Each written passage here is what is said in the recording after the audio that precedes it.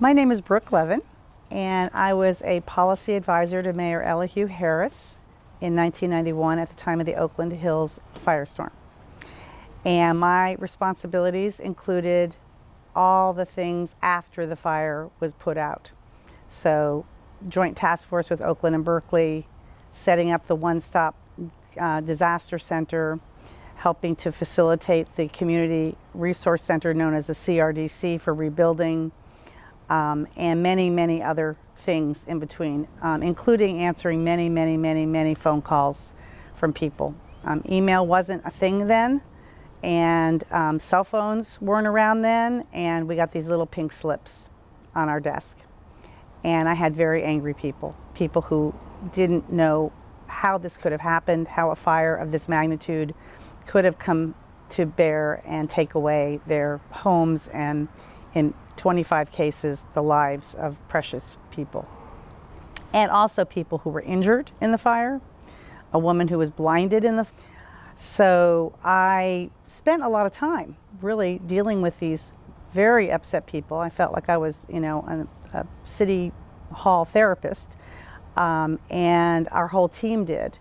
We worked on many fronts trying to figure out how to facilitate a process going forward to help people get the resources they needed and to fend off some of the really negative things that were happening around public adjusters coming in and people fraudulently saying they could clean a site or build something for somebody. And there were a lot of problems. There were a lot of older residents who were vulnerable, and a lot of people who didn't have knowledge about what to do next.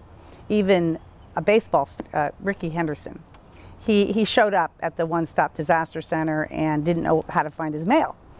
I want to just say a big plug for Mayor Harris. He was only in office 8 months when this fire occurred. The fire chief had only been here 3 weeks. He took a lot of leadership, and he said, we need a one-stop center, and we need to tell FEMA and the county and the state they all need to join us. And we found a building that was leased by Children's Hospital and Old Safeway at Clifton and Claremont, and we got that building. And we got it turned around into a disaster center within a few days. And that was a big deal back then. 60 phone lines went in, and we had DMV there, we had a child care center, we had phone booths for people. People didn't have any ID, people ran out of their houses literally with nothing. They weren't prepared. And that was a really big issue. And something that we need to carry with us today. That preparation is extremely important, not just for fire, but for any natural disaster. So I had a dream one night. What could I do to help people heal? I mean, it was really wearing on me. I was working very long days and talking to a lot of people who had a lot of emotional hurt. And so I came up with this idea to do an interactive project where people could make a tile, and we would put up a wall of beautiful tiles to represent their feelings and their thoughts. And went to the Oakland Community Fund and asked if they could grant us some money, and they did. And then I asked a dear friend, Annalee Allen, if she would be willing to facilitate workshops in the community, which we thought foolishly were going to be just a couple workshops and everybody would come. Ended up being one at every organization's meeting.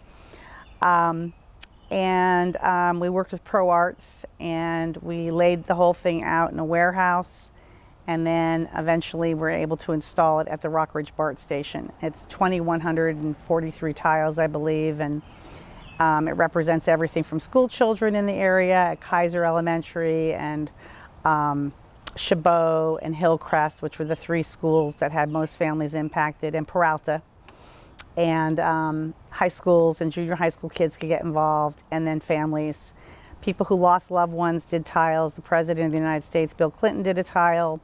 Most elected officials did tiles. So, and all the agencies, the Red Cross and the FEMA, have tiles on the wall. So it's quite a representation. And it goes through an array of things. Everything from the immediate fire is represented in the tiles to the rebuilding. Lost pets, lost possessions, rebirth, the phoenix, poetry. It's just amazing, a representation of people's different stages and different thoughts about their experiences, and I hope it was a healing opportunity for people. A lot of people did say it was, and we've had numerous memorial events there over the years to honor the memory of this fire, which I think we all need to keep in mind.